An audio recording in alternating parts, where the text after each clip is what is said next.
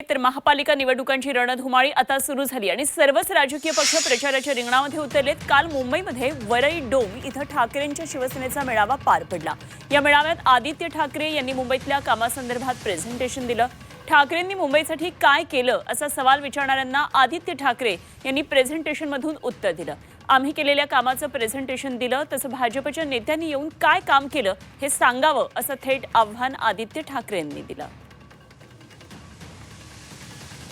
जेव्हा किशोरीताई महापौर झाल्या तेव्हापर्यंत आपण 92,000 कोटीचं सरप्लस, तिजोरी आता राहिलेलीच नाहीये। तिजोरी साफ झाली, सपाट झालेली आहे। जेवढे ह्यांनी भ्रष्टाचार केलेत, जेवढे ह्यांनी घोटाळे केलेत गेल्या 2-2.5 वर्षांमध्ये, त्याचा परिणाम हा झाला। तुम्ही पाहताय रस्ते तर कुठेच दर्जेदार नाहीयेत, काही काम झालेलं नाहीये। पण मुंबईचं आता कमिटेड लायबिलिटी म्हणजे जे आपण देणं लागतो ते 2.5 लाख कोटीवर पोहोचलेलं आहे। ब्रँड अँबॅसेडर खरं आता हा केला पाहिजे, पेंग्विन केला पाहिजे। कारण मी प्रत्येक वेळी जेव्हा समोरून मला भाजपवाले सांगतात की तुम्ही पेंग्विन आणलं किंवा पेंग्विन, मी बोलत चला मी पेंग्विन बद्दल बोलतो, तुम्ही आणलेल्या चीताबद्दल बोला। दाखवा मला किती टिकलेले आहेत, हिम्मत असेल तर दाखवा। 173 कोटी मे 2023 मध्ये फक्त आपल्या या झूने मिळवून दिले ते महानगरपालिकेला। मी जसं तुम्हाला आज प्रेझेंटेशन दिलेलं आहे तसं इथेच भाजपने आपल्या सर्वांना बोलवावं आणि काय काम केलं ते दाखवावं। 2014 मध्ये परवानग्या रोखून धरल्या होत्या त्या भाजपच्या केंद्र सरकारने। 2015 मध्ये कोस्टल रोडची परवानगी रोखून धरली होती ती भाजपच्या केंद्र सरकारने।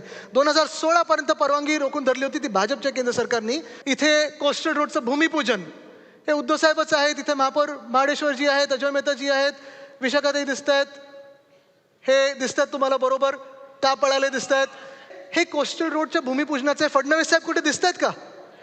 या फोटोमध्ये दिसत आहेत का? मागे लपले वगैरे नाहीत ना, बघा जरा। कदाचित पेगाससमुळे आमच्या फोनमध्ये असतील पण बाकी नाही।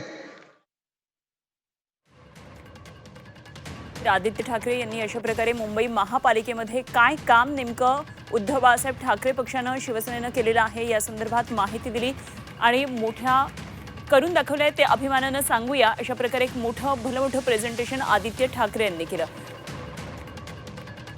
तर भाजपला आव्हान दिलेलं आहे, अशा प्रकारे त्यांनी नेमकी काय कामं केली अशा प्रकारचं प्रेझेंटेशन करून त्यांनी दाखवावं आणि याच ठिकाणी यावं आणि हे प्रेझेंटेशन करावं असं आदित्य ठाकरे यांनी आव्हान दिलं।